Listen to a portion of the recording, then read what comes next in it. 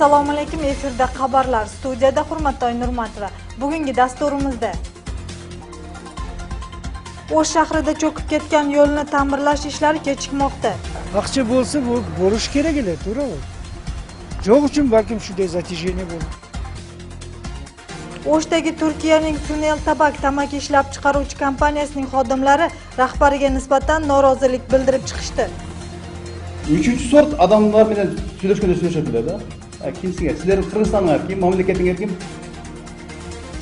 O'sh shahrida qutqaruv xodimlarining tayyorgarligi tekshirildi. Bugungi 15-maydagi topshirmamiz bu praktikalik yuzunda bo'lib ko'rgazilgan.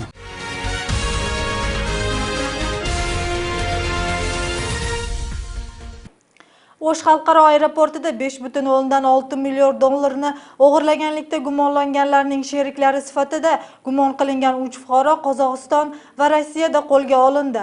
Bundan avvalroq Qizilqiya shahrining 4 yashovchisi ham ushbu jinoyatga aloqadorlikda gumonlanib qo'lga olingan edi. Qo'lga olish jarayonida ularning oldidan katta miqdordagi pul va qurol topilgan. Ichki ishlar ministrligining ma'lum qilishicha, ularning sherigi sifatida ko'rilgan 2 qozog'istonlik va 1 rossiyalik fuqaro qo'lga olingan va ularning Qirg'izistonga o'tkazish bo'yicha so'rov Qozog'iston va Rossiyaga yuboriladi. 2014-yilning 27-dekabrida taxminan soat kunduzgi 10lar chamasi O'sh aeroporti hududida joylashgan Asmantur firmasi idorasiga bir necha qurollangan va niqob kiygan shaxslar kirib, maxsus operatsiya ketayotganini aytgan va yo'lovchilarni yerga yotishga majbur qilgan.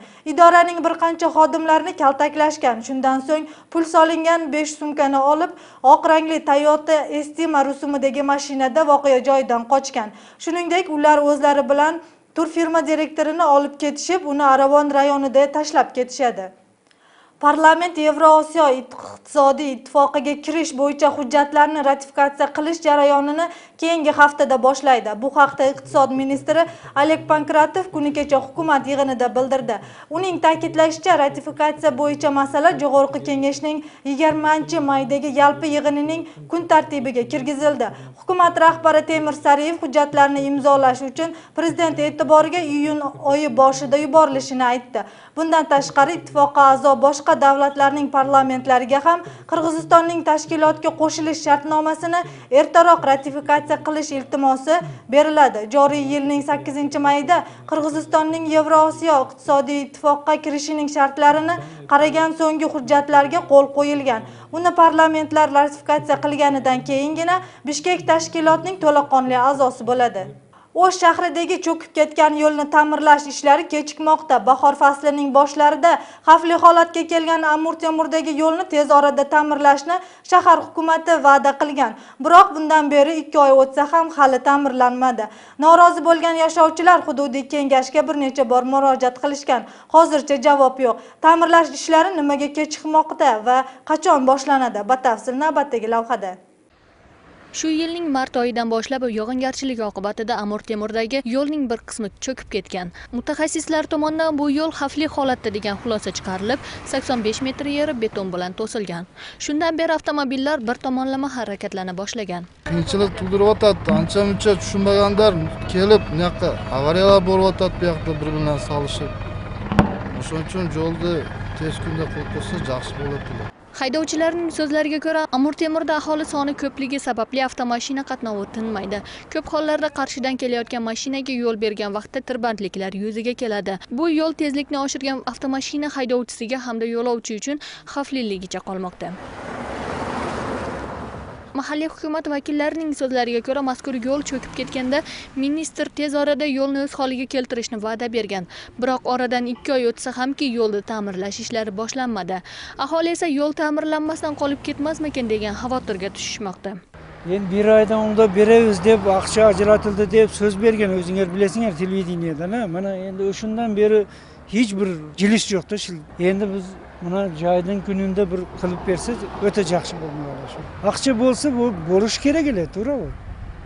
Yo'q uchun balkim shunday zatijeniya bo'lib yotgan bo'lishi mumkin. Shahar meri cho'kib ketgan yerni ta'mirlab tez orada o'z holiga keltirish majburiyatini qo'ygan. Unga ko'ra shahar yo'l boshqarmasi 10 kun ichida ta'mirlash ishlarini boshlashini ma'lum qilgan.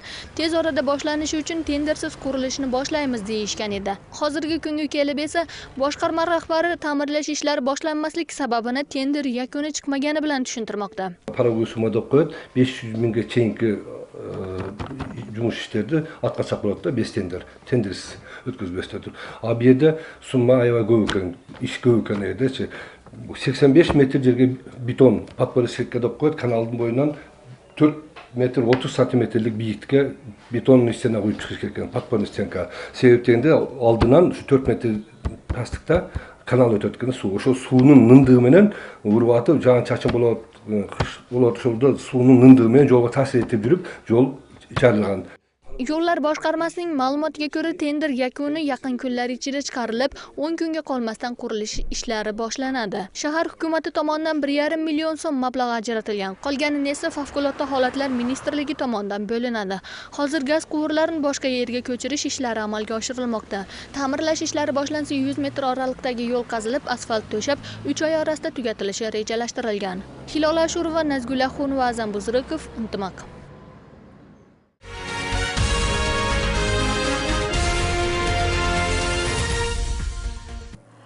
O'sh shahar sudi oblast prokuraturasining Frontan Nusra yoki Jabohat an-Nusra, Kitobat al-Imom Buxoriy, Jannat oshiqlari nomli guruhlarni terrorchi deb bilib, ularning Qirg'iziston hududi bo'yicha ish olib borishini taqiqlash bo'yicha arizasini qanoatlantirdi. Bu haqda bugun Bosh prokuraturadan xabar qilishdi. Bu guruhlar 2006-yili Iroqda tashkil topgan bo'lib, ular Al-Qoida nomli 11 radikal guruhga qo'shilish yo'li bilan Suriya, Iroq hududida urushayotgan terroristik guruhlarga Qirg'iziston hududidan fuqarolarni jo'natish ishlari bilan shug'ullangani aniqlangan deb aytildi kuzatuv organlarining bildirishida. Bishkekning Oktyabr rayon sudi tomonidan bu vaqtgacha Islom mamlakati radikal guruhi ham taqiqlangan edi. Qirg'izistonda taqiqlangan diniy ekstremistik guruhlarning soni 15 ga yetdi. Hizbut Tahrir, Turkistonni bo'shatish, Sharqiy Turkiston Islom partiyasi, Turkiston Islom harakati, O'zbekiston Islom harakati, Al-Qoida, Tolibon, Kurdiston xalq kongressi va jihod guruhlari kabi uyumlarning harakati taqiqlangan edi. Chongalay rayonining Irkeshtom chegara qismiga qarashli hududdan qirg'iz chegarachilari kecha davlat chegara hududidan o'tish qoidalarini buzgan 9 nafar Xitoy fuqarolarini qo'lga oldi. Bu haqda chegara hududidan xabar qilishdi. Ma'lumotga ko'ra, qo'lga olinganlarning yonida shaxsini tasdiqlovchi hujjatlari bo'lmagan va ular chegarani nima maqsadda buzib o'tganligini tushuntirib bera olmagan. Ular Milliy xavfsizlik davlat qo'mitasining Oloy rayon bo'limiga o'tkazib berildi. O'shdagi Turkiyaning Sunel Tabak tamaki ishlab chiqaruvchi kompaniyasining xodimlari rahbariga norozilik bildirishdi. Sababi mazkur ishxonaning rahbari ishchilarni ommaviy tarzda ishdan bo'shatgan. Ish joyidan va ish haqlaridan ajragan ishchilar rahbarlari bilan sudlashishmoqda. Biroq sud ishining adolatli o'tishidan xavotirlanib, bugun matbuot yig'ini o'tkazishdi. Batafsil muxbirimizning navbatdagi lavhasida. Sunel Tabak tamaki ishlab chiqaruvchi kompaniya yangi qurilgan vaqtlardagi qiyinchiliklarga bardosh berib, ishlab chiqarishni rivojlantirishga hissa qo'shgan ishchilar sababsiz tarzda ishsiz qolganini bildirishdi. Kompaniyaning direktori Chag'dash Sayloqtash ogohlantirishsiz yoppasiga qo'l ostidagi 54 nafar ishchini xizmatdan bo'shatgan. Ulardan bizga qo'ygan qanday talablar bo'lsa, o'shalarni taqatlardik. Bizda o'sha vaqtdan, mo'natdan ограниченияsi yo'q edi. Misol, ertaga soat 6 dan boshlaydilar. Batkenga jaylarga boradilar, tuni soat 1 da qaytib kelaveradilar. Biroq bular 5 kundagina normativ bilan bizga oylik to'lab berdi. O'shani so'z kelgancha bizga bo'lgan обращение какой 3-sort odamlar bilan сөйләшкәндә. Kimsiga, sizlar Qirg'izistonga kim, mamlakatingga kim? Turkiyalik investor Chag'dash Sayloqqa noroziligini bildirganlarning oldi 20 yildan beri mazkur kompaniyada mehnat qilishgan. Sayloqning rahbari bo'lganiga esa 3 yil bo'ldi. Bungacha 5 marta rahbar almashgan bo'lib, hech qaysi yuqoridagi kabi qo'pol muomala qilgan emas. Rahbarning ishlarga bo'lgan qo'rs muomalasi ishning rivojiga ham salbiy ta'sir ko'rsatmoqda. 3 yildan beri ушул kishi Chag'dash Sayloq degенден kelgandan beri shunday narsalar problemlar boshlandı. Bundan ko'p narsasini biz uqdik. Aldab ketdi o'shancha ballarni. O'z elдің астында сөз berib o'shancha жұмысшы. Biz sebebi biz degan Qirg'izistondan tushdi ko'rindi tamaki bo'yicha o'ndirim nemesi xuddi shu ballar o'ndirib kelganmiz. Ishsiz qolgan xizmatkorlar mehnatkashlar huquqini himoya qilish organiga murojaat qilishgan. Turkiyalik tadbirkor mazkur organ xodimlarini mensimay gaplasha olmaganligini aytadi. Rayon va shahar prokuraturasi bo'lsa xususiy ishxonalar uchun chora ko'ra olmasligini aytib, bu mas'uliyatni bo'yniga olishmadi. Qirg'izistonga biz yaxshi edi налогты berib jatdik. Milliondan ayında qancha million? Yana o'shanda da bizning oylig'imizdan da so'songa keldi 33%. Endi o'shanda hisobga olib turib, bizning правительство, jana bizning atqaminerlar, kuch struktura organlari bizning ushul o'quvimizni tashkillanganligini sizlarga ochiq jariya qilish uchun shu press konferensiyani tuzdik. Bungacha 54 nafar ishchi prezidentga Javohir kengashga ariza bilan murojaat qilishgan. Sud jarayoni 20-may kuni bo'lib o'tadi. Ishchilar sud ishining adolatli yakun topishiga ishonmay turibdi. Chunki turkiyalik tadbirkor xohlagan joyga shikoyat qilaveringlar, Qirg'izistonning barcha organlarini sotib olish mumkin deb ogohlantirgan. Не имеем права это. А кто имеет право? Bizning huquqimizni qo'rg'ovni kim qo'rg'aydi? Biz gражданин Qirg'iziston bo'lsak, prokuratura hech qanday ish qo'zg'ay olmasa, rayon prokuratura hech qanday ish qo'zg'ay olmasa, unda bizning huquqimizni kim qo'rg'ab beradi? Pремия deb alışat, je premiyani berishmaydi. Bular shunday aldamchilik bilan ishlab kelishdi. Bizi Qirg'izistondan shu jarandarının huquqini deverlep bir Türkiye'den kelgan adamlar ne uchun bizden şu Kırgızistan'da adamlarını aldab, shunday aldamchilik bilan ishlab keldi. Biz oxiriga cheyin shuni chiqamiz. Bizi emgagimizni talab qilamiz, emgagimizni to'lab bersin. Aytilgan kompaniyaning rahbari bizga izoh berishdan bosh tortdi. Qo'l ostidagi ishchilari ham bizga eshiklarini yopib, direktorning hech kim bilan suhbatlashga vaqti yo'qligini aytishdi.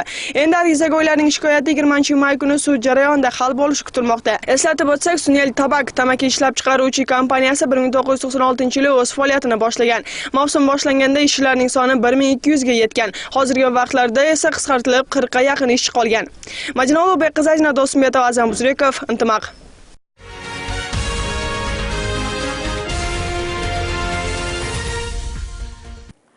O'shdagi Japalaq qishloq hududiga sel kelib, 300 ga yaqin uylar talofat ko'rdi. Qutqaruv xodimlari mazkur joyga zudlik bilan yetib kelishdi. Bu bo'lgan voqea emas, o'quv mashg'uloti. Bunda xodimlarning tezkorligi va tayyorgarligi tekshirildi. Batafsil muxbirimizning lavhasida. Mashg'ulot loyihasiga ko'ra tongga yaqin Japalaqning Tatar qishlog'ining qayirma arig'idan suv toshadi. Kutilmaganda kelgan suv toshqinidan 300 nafar atrofida uyni suv bosadi. Sel oqibatida yuz bergan falokatni oldini olish maqsadida qishloqdagi ko'ngilli qutqaruvchilarga soat 8 da ogohlantirish berildi.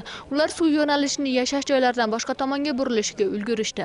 O'zbekcha qirol misrni atayin jarandi 2015-yilda atayin jarandi qo'rg'oni plani negizinde O'sh shahrining merining atayin buyrug'i chiqqan. Birinchi baştalganımızda bu jarandı qo'rg'oni xizmatlarini jana mekime uyumlarini tez arada xabardandırıp alardı topto jini olup eseptelgen. Al endi ekинчи күндөгү 14-maydагы тапшырмабыз teoretikалык түрдө болгон жерлерде тапшырмаларды бергенбиз, аны озек түрүндө аткарып жатышкан. Ал эми бүгүнкү 15-maydагы тапшырмабыз бул практикалык жүзүндө болуп көргөзүлгөн. Bu arada tez yordam xizmati vahimaga tushgan fuqarolarga yordam ko'rsatgani yetib keldi. Tibbiyot xodimlari ofatdan o'zini yo'qotgan yoki qon bosimi ko'tarilib ketganlarga yordam ko'rsatdilar. Qancha yildan beri borishsiz? Больницаga jotasizmi? Suv bosgan yerlarda zararsizlantirish ishlari bilan sanepidemstansiya xodimlari shug'ullandi. 300 atrofidagi barcha uylarni 10 nafar mutaxassis zararsizlantirdi. Har bir uy uchun 10 daqiqa vaqt berilib, ular belgilangan vaqtda ishlarini yakunladilar. Bu sel kelgenden keyin жаман жакшы нерселердин бардыгын агызып келип туруп ошол үйлөргө киргенден кийин эгерде ошол убагында залансыздандыруу иши жүргүзүлбөй турган болсо жугуштуу илдеттер пайда болушу мүмкүн. Бул деген жугуштуу оорулар тез эле бир үйдөн башка адамдарга жугушу мүмкүн. Азыр булар боюнча биз толук өзүбүздүн иш-чараларды көргөздүк. Shuningdek, sel oqibatida qutqaruvchilar xizmati deyarli 1 soat ichida o'z ishini yakunladi. Bu orada Qulatov kichik rayondan chiqishdi. 8-uyning yonidagi shamoldan yiqilgan daraxtni bir butog'i qo'rqinchli ahvolga kelganini bildirishdi. Mashg'ulot shartlariga ko'ra o'sha butoqni tegishli xizmat ko'rsatuvchilar olib tashlashdi. Биздин кызматкерлерден экөө тартылып атат. Азыр бизде автобускабыз дагы бар. Алда чакырдык, ал уже келип калды. Биз негизинен бул өзгөчө кырдаалдардын маршруты боюнча кабар келип түштү. Ошо негизинде келип биз иштеп атабыз. Favqulodda holatlar ministrligining shahar boshqarmasi qutqaruv xizmatidagilarning tayyorgarligini yaxshi deb baholadi.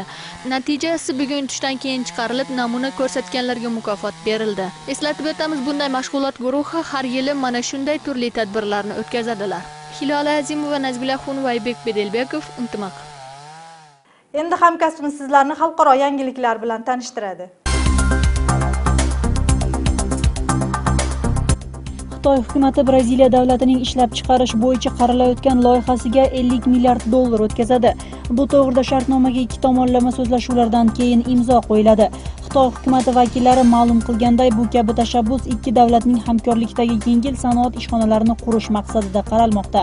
Shu bilan birga Braziliya bilan Peruning o'rtasidagi temir yo'l qurish rejalarini amalga oshirish qaralmoqda. Ikki tomon bir qancha vaqtdan beri tovar eksport qilish bo'yicha tig'iz hamkorlik qilishadi. Hozirda Braziliya Xitoy tomonga temir yuboruvchi eng yirik o'lkalardan biridir. Germaniyaning Mannheim stadionida o'tayotgan go'zallik tanlovi to'xtatildi. Unga politsiyaga portlovchi modda to'g'risida xabar qilgan noma'lum ayolning qo'ng'irog'i sabab bo'lgan. Bu kabi xabardan keyin tadbir to'xtatilib, 8000 ga yaqin odamni stadiondan tashqariga chiqarishdi. Natijada mazkur joyda tintuvga olganda hech qanday xavfli buyum topilmadi. Rossiyaning metrosiga 80 yil to'ldi. 1935-yili 15-mayda birinchi marotaba o'lkada yer ostida yuradigan poyezdlar ishga tushgan edi. Bugun uning 80 yillik yubileyi nishonlanmoqda. Metroning matbuot xizmati ma'lum qilganday, o'lkada poyezdlarning bayram paradi uyushtirilmoqda. Unda eng chiroyli stansiya va eng chiroyli metro degan nomlar beriladi. Shu bilan birga paradda retro vagonlar ko'rgazmasi ham o'tkaziladi. Meksikadagi Yurecuaro shahri merligiga da'vogarlik qilayotgan nomzodni otib ketishdi. U saylov oldidan shahar aholisi bilan uchrashib, o'zining ish rejalarini tanishtirayotgan edi. Unda asosiy masala giyohvand modda bilan kurashish bo'yicha aytilayotgan edi. Politsiyaning ma'lumotida otishmadan 3 nafar odam jarohatlangan. Shu bilan o'lkada ikkinchi marotaba mer nomzodlarining o'ldirilishi deb qo'shimcha qildi. Rossiya bilan Peru T-55 texnikasini yangilash bo'yicha so'zlashuvlarni olib bormoqda. Bu haqda Lima shahrida o'tgan qurol aslaha ko'rgazmasida Federal harbiy texnika xizmatining vakillari bildirishdi. Ularning ma'lumotida Rossiyadan T-55 rusumidagi harbiy texnikasini sotib olish masalasini bir necha marotaba ko'tarishgan.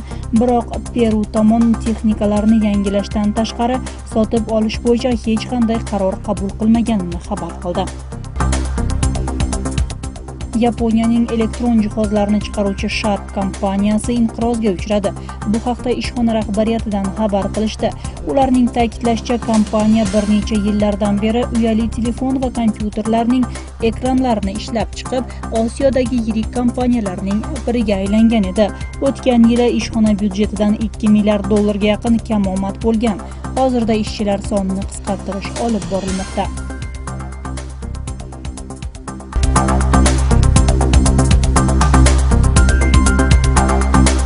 Rassomlikka ilk qadamni 9-sinfda qo'ygan Ismail Urmanov bugungi kungacha 500 ga yaqin ijod mahsulini yaratgan. Ular orasida turli manzaralar tasvirlangan. Urmanov birinchi maqtovlarni eshitgach, rassomlik aynan u uchun ekanini anglagan. O'lkaning poytaxtida joylashgan Chuykov nomli tasviriy san'at o'quv joyini 1987-yili tamomlagan. Shundan buyon rassomlar uyushmasida ish faoliyat ko'rsatib keladi. Batafsil navbatdagi lavhada. O'sh shahrining Teke qishlog'ida tug'ilgan iste'dodli rassom Ismail Urmanov shu kungacha ko'plagan rasmlar chizgan. Uning qalamidan yaralgan ijod mahsullari ko'proq ayollar e'tiborini qozonar ekan. Sababi rassom asosan yorqin ranglardan foydalanadi. Shunga ko'ra uylarini bezatishni istagan ayollar rasmlarini ko'proq xarid qilishadi. Barchaga teng yoqadigan rasm yaratish uchun u ilhom kelishini kutadi. Keyinda o'sha yo'lda yurganda keladi. Keyinda bir yaxshi bir jamg'irdan keyin shu jaratilishga chiqqanda shunday odam suqtanib o'y bilan yuramiz doim. Demak, bunday yurganimiz bilan terga el qatori bosib yurganmiz. Biroq biz o'yimiz doim o'shal nimada yuradi-da, bir o'y bilan tartib yuramiz, bir ortidan mana chiqarmani yaratsam, bunday qilsam deb bir жақсы бір емені көрсек, ошо суктанып. Urmanov ilk bor 9-sinfda o'qib yurgan paytlarida urush voqealarini yoritgan rasm chizgan. Keyinchalik ko'pincha tabiat go'zalligini tasvirlagan kartinalar yaratadi. Chunki yurtimizning bog' o'roqlari, toza havosiyu zilol suvlari qahramonimizni ijod qilishga undaydi. Tasviriy san'at sohasi bo'yicha oliy ma'lumotga ega bo'lgan ijodkor 500 ga yaqin mehnat mahsulini bunyod qilgan. Ular orasida bolalik chog'larini yodiga soluvchi buvisining hovlisi ham bor. Ошол мына үйлөрдү анан отуруп өзүнчө композиция алып, ушул жерде талдар болчу, эски талдар бийик өскөн. Анан ошо эски үй менен ушундай чыгарма жараттым да. Эстеткесин ошо күндөрдү жакшы күндөр экен деп. Анан ушу чыгармада болуп калат экен. Ilhom kelib eng tez yaratgan san'ati yarim soatda tayyor bo'ladi ekan. Eng uzoq muddatga cho'zilgani esa hatto 2 yilgacha davom etadi, deydi qahramonimiz. Allohga maktub nomli bu rasm ko'p vaqtini olmagan. Uni yaratayotgan paytda rassom o'zi namozxon bo'lgan. Shuning uchun qiyinchiliksiz yaralgan, deydi u. Suratga men kelishim sebebi o'zi bunday ekanda adam jaratılışından өзі бір нерсеге жараткан өзі ошого багыттайт экен да адамды. Ошо бир кесипке багыттайт экен. Buyuk rassomlardan Leonardo da Vinci, Van Gogh, Chuykov, Gapar Aytiyevlarga o'xshab ijod qilishni orzu qiladi. Shu bilan birga o'z ustozlari kabi bo'lishni ham istaydi. Ularning mehnatlari cheksiz ekanini bildiradi. İştegeni harakat qilamiz. Doim ana eslep жүрөбүz чынында. Анан эми бизде сүрөтчүлөрдөн ошто деле сүрөтчүлөр бар, мисалы үчүн Батыр Жалиев деген аксакалыбыз азыр. Bir 2-3 жыл болду, ошо үй музейин ачты Югостокто. O'qishni tamomlagach malaka oshirish maqsadida mozaika rasmlar ham chizgan. Doim tabiat qo'yniga chiqqanda ko'ngli taskin topib, tani rohatlanib mehnat qilar ekan. Tasviriy san'at jahondagi eng nozik, bezak bilan ko'rsatuvchi, insonga ma'naviy orom beruvchi kasb hunarlardan biri hisoblanadi. Ra'noy Nazarova, Azam Buzrikov, Intimaq. Futbol bo'yicha Qirg'iziston chempionatining navbatdagi turida O'shning Oloy komandasi Bishkekning Dordoyini qabul qiladi. Uchrashuv ertaga shaharning markaziy stadionida soat 17:30 da boshlanadi. Hozirda turnir jadvalida 7 o'yin o'tkazgan Dordoy 17 ball bilan birinchida bo'lsa, 4 o'yin o'tkazgan Oloy bilan Abdishata 2 va 3 o'rinda.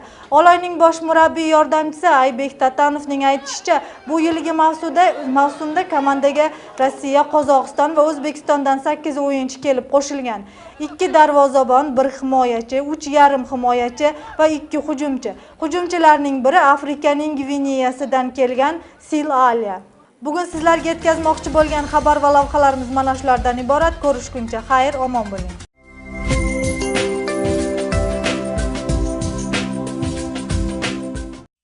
Народ, подскажите, где ваша качественная стоматология? Здар, биздин шаарда сапаттуу сулук салону кайда жайгашканын билесиздерби? Калелин көчасындагы үй зудлук менен сатылат. Мен машина алайын деп жаттым эле. BMW болсо 34-кузовтан. Poshforum.kg. Интернет-форум южной столицы. Тут каждый найдет свое. Assalomu alaykum. Ertangi olingan ob-havo ma'lumoti bilan tanishib oling. Ob-havoning homiysi Janubiy internet forumi oshforum.kg. Qirg'iz Hidromet markazining bergan ma'lumotiga ko'ra, ertaga tog'li hududlarda yog'ingarchilik kutiladi. G'arbdan esgan shamolning tezligi sekundiga 4-9 metrga yetadi. Havoning harorati kechasi Batken oblastida 12-17, kunduzi esa 22-27 daraja issiq bo'ladi. O'sh oblastida kechasi 13-18, kunduzi esa 24-29 daraja issiq. Jalobod oblastida kechasi 13-18, kunduzi esa 24-29 daraja. Norin oblastida kechasi 6-11, kunduzi esa 18-23 daraja issiq bo'ladi. Talas oblastida kechasi 12-17, kunduzi 22-27 daraja. Issiqko'lda 8-13, kunduzi esa 18-23 daraja issiq bo'lishi kutiladi. Chiy oblastida kechasi 14-19, kunduzi esa 24-29 daraja issiq. Poytaxtimiz Bishkekda kunning ikkinchi yarmida yomg'ir yog'ishi kutiladi. G'arbdan esgan shamolning tezligi sekundiga 4-9 metrga yetadi. Havoning harorati kechasi 16-18, kunduz esa 26-28 daraja issiq bo'ladi. Shahrimiz O'shda xuddi shunday ob-havo kutiladi. Kunning ikkinchi yarmida yomg'ir yog'ishi kutiladi. G'arbdan esgan shamolning tezligi sekundiga 4-9 metrga yetadi. Havoning harorati kechasi 14-16, kunduz esa 26-28 daraja issiq bo'ladi. Sizlar 16-mayga bo'lgan ob-havo ma'lumoti bilan tanishdingiz. Ob-havoning homiysi Janubiy internet forumi oshforum.kg. Ob-havo ma'lumoti bilan men sizlarni Dilafruza Dajanova tanishtirdim. Salomatda qoling. Народ, подскажите, где ваша качественная стоматология? Qizlar, bizning shaharda Saporto sovuq saloni qayda joylashganini bilasizlarmi? Kalelin ko'chasidagi uy zudlik bilan sotiladi. Men mashina olayin deb chapdimmi? BMW bo'lsa 34-kuzovdan. Oshforum.kg. Интернет-форум южной столицы. Тут каждый найдет свое.